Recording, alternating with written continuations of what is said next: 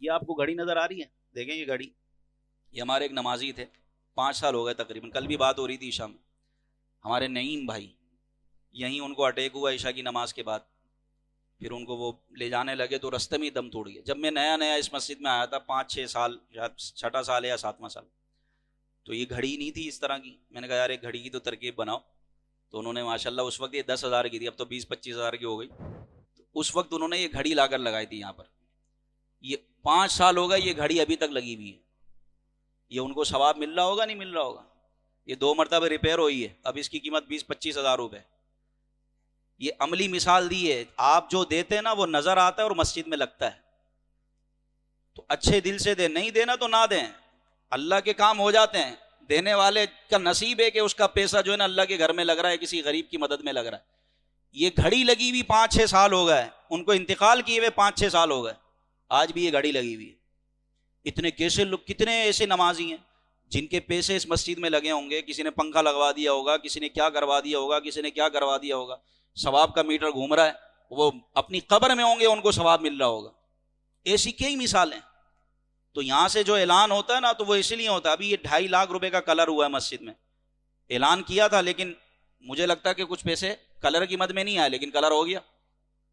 جو فنڈ رکھا ہوا تھا بچا وہ ہو گیا، 2.5 لاکھ روپے لگ گئے۔ پھر ہم نے آفس میں ایک لائبریری بنانی ہے نمازیوں کے لیے اور شرعی مسائل کے لیے،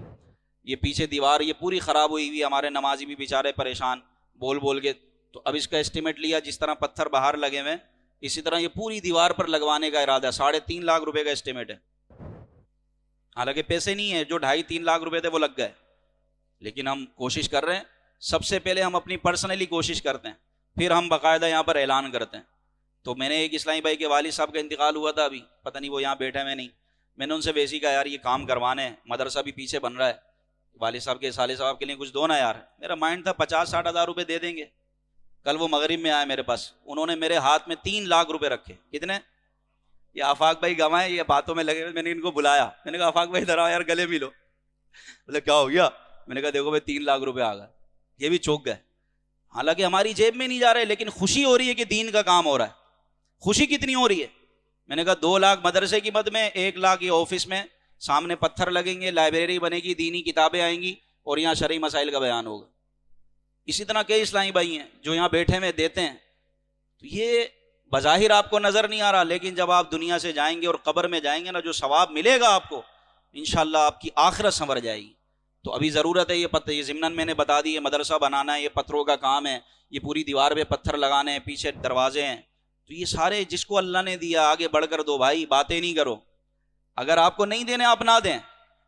لیکن دینا ہے تو دل سے دو۔